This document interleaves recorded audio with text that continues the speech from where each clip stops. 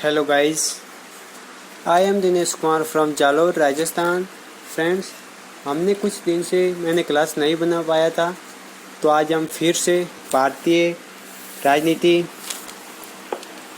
के बारे में जानेंगे। साथियों, मैंने पहले 3-4 क्लास बनाई थी, तो पहले हमने अनुसूचियों के बारे में जाना था और भारतीय प्रस्तावना और भाग फर्स्ट भारत के राज्य एवं क्षेत्र, तो उनके बारे में हमने विस्तार से जानकारी ली थी। साथियों, हमारा भाग फर्स्ट 1 से लेकर अनुच्छेद 4 तक हमारा पूरा हो गया था, तो आज हम भाग 2 नागरिकता के बारे में जानकारी हासिल करेंगे। साथियों, इस चैप्टर को चालू करने से पहले हम थोड़ी बेसिक जानकारी हासिल कर लेते हैं। साथियों, किसी भी देश में 2 तरह के लोग होते हैं, एक तो नागरिक और एक विदेशी होते हैं। साथियों, जिस देश में नागरिक होते हैं वो देश के पूर्ण सदस्य कहलाते हैं, जिन्हें सिविल और राजनीतिक अधिकार प्राप्त होते हैं। साथियों, जो विदेशी होते हैं इन्हें सिविल और राजनीतिक अधिकार प्राप्त नहीं होते हैं। साथियों, ये सिविल और राजनीतिक अधिकार क्या होते हैं? साथियों, जैसे राजनीतिक अधिकार हमें वोट देने का अधिकार प्राप्त है, लेकिन अन्य देश का यदि कोई व्यक्ति आ जाए तो उन्हें वोट देने का अधिकार प्राप्त नहीं है, जब तक वो नागरिकता ग्रहण नहीं कर लेता। साथियों, इस विदेशी व्यक्तियों में भी 2 तरह के लोग होते हैं। एक तो वो देश जिनके साथ हमारे सकारात्मक संबंध है, पॉजिटिव, और एक जिन देश के साथ हमारे नकारात्मक संबंध है। साथियों, अभी हमारे मन में ये सवाल आएगा कि जिन देश के साथ हमारे सकारात्मक संबंध है और जिन देश के साथ हमारे नकारात्मक संबंध है, उन व्यक्ति यदि भारत में आ जाए या जो हो तो उनके में क्या अंतर रहेगा। साथियों, इन्हें थोड़े अधिकार जो जिनके साथ हमारे नकारात्मक संबंध है और जिनके साथ हमारे सकारात्मक संबंध है, सकारात्मक संबंध वालों को थोड़े अधिक अधिकार प्राप्त होंगे और नकारात्मक संबंध वाले देश के व्यक्तियों को थोड़े कम अधिकार प्राप्त होंगे। जैसे अनुच्छेद 22 के तहत जिन देश के साथ हमारे नकारात्मक संबंध है, उन देश के व्यक्तियों को अनुच्छेद 22 के तहत वे गिरफ्तारी और नज़रबंदी के विरुद्ध सुरक्षित नहीं होंगे, और जो मित्र देश के व्यक्ति है उन्हें ये अधिकार प्राप्त होगा। साथियों, हम अनुच्छेद 5 से लेकर 11 तक की जानकारी हासिल करने से पहले थोड़ी मूल अधिकारों के बारे में जानकारी हासिल कर लेते हैं। साथियों, ऐसे अधिकार जो सिर्फ नागरिक को ही प्राप्त है, न कि विदेशियों को, तो वो नागरिक ऐसे अनुच्छेद 15, 16, 19 और 29 और 30, इनमें जो अधिकार है वो सिर्फ नागरिक को ही प्राप्त है, न कि विदेशी को। तो कोई हमसे पूछ ले कि ऐसे कौन से मूल अधिकार है जो सिर्फ हमें ही प्राप्त है, न कि विदेशियों को, तो हमारे अनुच्छेद 15, 16, 19 और 29 और 30 5 अधिकार है जो सिर्फ हमें ही प्राप्त है।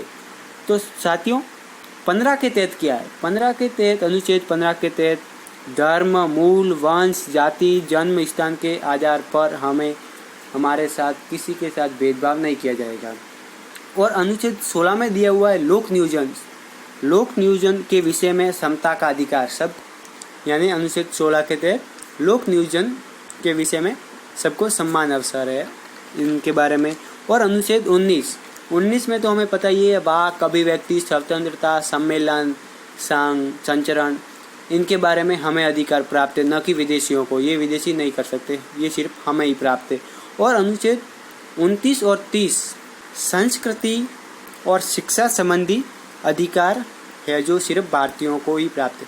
तो साथियों, हमारे पास ये 5 अधिकार हो गए जो सिर्फ हमें ही प्राप्त है, न कि विदेशियों को। भले मित्रों जिसके साथ हमारे सकारात्मक संबंध है या नकारात्मक संबंध है, ये अधिकार उन्हें नहीं प्राप्त है, सिर्फ हमें ही प्राप्त है। साथियों, तो ये अनुच्छेद 15, 16, 19 और 29 और 30 ये सिर्फ हमें ही प्राप्त है। ये आप अपने दिमाग में ध्यान से रखना।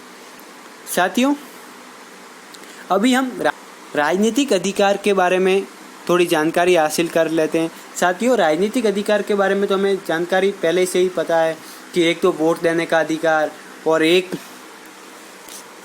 संसद एवं राज्य विधानमंडल के सदस्य के लिए जो चुनाव होते हैं उन्हें लड़ने का अधिकार वो सिर्फ हमें ही प्राप्त है। कोई विदेशी आकर चुनाव नहीं लड़ सकता। और जो सार्वजनिक पद है जैसे राष्ट्रपति है, न्यायाधीश है, मुख्य न्यायाधीश या न्यायाधीश है, राज्यों के राज्यपाल है, ये सिर्फ हम हमारे देश के नागरिक ही बन सकते हैं, न कि विदेशी। तो ये राजनीतिक अधिकार हो गए। साथियों, अभी हम संवैधानिक उपबंध के बारे में जानकारी हासिल करेंगे। साथियों, संवैधानिक उपबंध में इतनी जानकारी नागरिकता के बारे में नहीं दी हुई थी।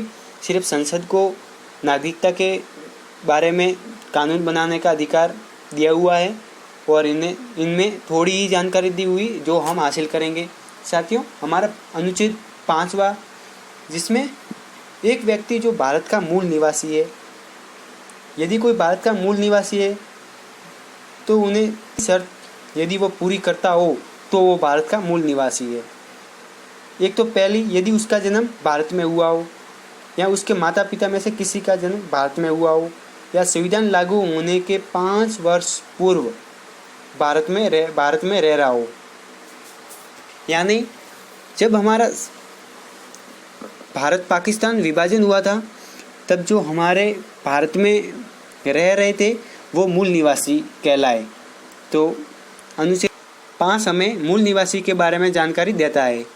साथियों, अनुच्छेद 6 के तहत एक व्यक्ति जो पाकिस्तान से भारत आया हो और यदि उसके माता पिता या दादा दादी अविभाजित भारत में पैदा हुए हो, अविभाजित यानी भारत पाकिस्तान का विभाजन होने से पहले यदि उसके माता पिता दादा दादी भारत में पैदा हुए हो, निम्न में से दोनों में से कोई एक शर्त पूरी करता हो। 19 जुलाई 1948 के पूर्व यदि वो भारत में आया हो या 19 जुलाई 1948 के बाद भारत में आया हो तो उसे 6 माह के लिए भारत में रहना आवश्यक है, तो ही उसे भारत की नागरिकता प्रदान की जाएगी। यानी भारत पाकिस्तान विभाजन के बाद वो पाकिस्तान चला गया हो और उसके माता पिता दादा दादी का जन्म भारत में हुआ हो और यदि 19 जुलाई वो जो निम्न शर्त है यदि वो पूरी करता हो तो उन्हें नागरिकता दे दी जाएगी। तो ये अनुच्छेद 6 के बारे में दिया हुआ है। साथियों, एक व्यक्ति जो 1 मार्च 1947 के बाद भारत से पाकिस्तान गया हो लेकिन बाद में फिर वो पाकिस्तान से भारत आना चाहता है तो उसे पंजीकरण प्रार्थना पत्र होने के बाद 6 माह तक भारत में रहना आवश्यक है, फिर उसे भारत की नागरिकता प्रदान की जाएगी। साथियों, एक व्यक्ति जिसके माता पिता या दादा दादी अविभाजित भारत में पैदा हुए हो और वो अभी भारत के बाहर रह रहा हो, वो व्यक्ति तो भारत का नागरिक बन सकता है यदि उसने भारत के नागरिक के रूप में पंजीकरण कूटनीतिज्ञ तरीके यहाँ से करवाया हो तो वो भारत की नागरिकता ग्रहण कर सकता है। साथियों, कुल मिलाकर समझें तो अनुच्छेद 5 में वह व्यक्ति जो भारत का मूल निवासी है यानी भारतीय पाकिस्तान विभाजन हुआ जो भारत में रहे वो मूल निवासी है, और अनुच्छेद 6 में वह व्यक्ति जो पाकिस्तान से भारत आना चाहता है और जो शर्त रखी है वो पूरी करता हो तो भारत का नागरिक बन सकता है। और अनुच्छेद 7 में वो व्यक्ति जो भारत से पाकिस्तान गया और वो पाकिस्तान से फिर भारत आना चाहता है तो उनके बारे में जो शर्त है वो अनुच्छेद 7 में दी हुई है। और अनुच्छेद 8 में भारतीय मूल व्यक्ति जो किसी अन्य देश में रह रहा हो और भारत का नागरिक बन सकता है। तो साथियों, हमारा अनुच्छेद 9 में है वह व्यक्ति भारत का नागरिक नहीं होगा जो भारत की नागरिकता स्वेच्छा से छोड़ देता है और अन्य देश की नागरिकता वह ग्रहण कर लेता है तो वो भारत का नागरिक नहीं होगा। ये अनुच्छेद 9 में दिया हुआ है। और साथियों, अनुच्छेद 10 में प्रत्येक व्यक्ति जो भारत का नागरिक है या समझा जाता है यदि संसद इस प्रकार किसी विधान का निर्माण कर दे या कानून का निर्माण कर दे कि वह व्यक्ति ही भारत का नागरिक समझा जाएगा, या जो अभी जो NRC चल रहा है उनके बारे में, तो इनके बारे में संसद कानून बना सकती है। और अनुच्छेद 11 में भी दिया हुआ है कि संसद को ये अधिकार है कि वह नागरिकता के अर्जन और समाप्ति के बारे में कानून बना सकती है। साथियों, आज हमने नागरिकता के अर्थ और उनके बारे में, जो देश में कौन कौन से नागरिक होते हैं, कौन विदेशी, इनके बारे में जानकारी ली, और भारत के संविधान भाग 2 और अनुच्छेद 5 से 11 के बारे में, नागरिकता के बारे में जो जानकारी दी हुई है वो ली। कल हम जो नागरिकता अधिनियम बने उनके बारे में जानकारी हासिल करेंगे। धन्यवाद।